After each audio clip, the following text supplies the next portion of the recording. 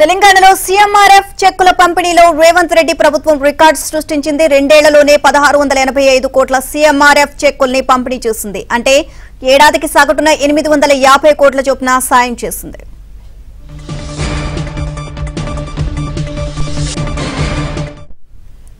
ఇదే అంశానికి సంబంధించి మరిన్ని అప్డేట్స్ మా కరెస్పాండెంట్ నర్సింగరావుని అడిగి తెలుసుకుందాం. నర్సింగరావు, తెలంగాణలో సీఎంఆర్ఎఫ్ చెక్కుల పంపిణీకి సంబంధించి రేవంత్ రెడ్డి ప్రభుత్వం రికార్డు సృష్టించిందని చెప్పొచ్చు.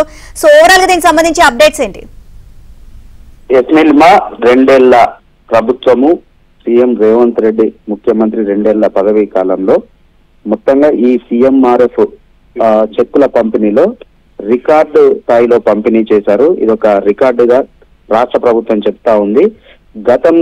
గత బీఆర్ఎస్ ప్రభుత్వ హయాంలో 10 ఏళ్ల కాలంలో ఏడాదికి సగటున 450 కోట్ల రూపాయలకు సంబంధించినటువంటి సీఎంఆర్ఎఫ్ చెక్కుల్ని పంపిణీ చేస్తే ఈ 2 ఏళ్ల కాలంలోనే సగటున ఏడాదికి 850 కోట్ల చొప్పున సీఎంఆర్ఎఫ్ సహాయాన్ని అందించింది రేవంత్ రెడ్డి ప్రభుత్వం. ఈ 2 ఏళ్ల కాలంలో దాదాపుగా ఇప్పటి వరకే 1685.79 కోట్ల రూపాయలని సీఎం సహాయ నిధి కింద ఈ పేద మధ్యతరగతి ప్రజల వైద్య ఖర్చుల కోసం సహాయాన్ని తెలంగాణ రాష్ట్ర ప్రభుత్వం అందించింది.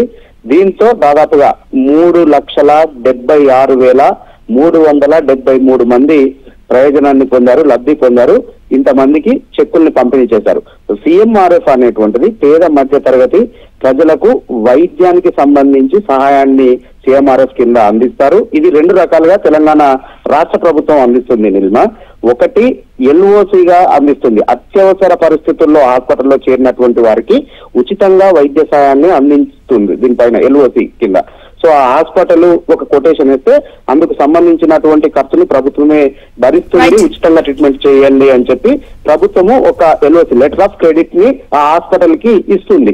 సో ఆ లెటర్ మీద ఉచితంగా ఆ పేషెంట్ కి అత్యవసర పరిస్థితుల్లో సహాయాన్ని ఆ హాస్పిటల్ అందిస్తుంది. అదొక పద్ధతి ఈ సీఎంఆర్ఎఫ్ లో.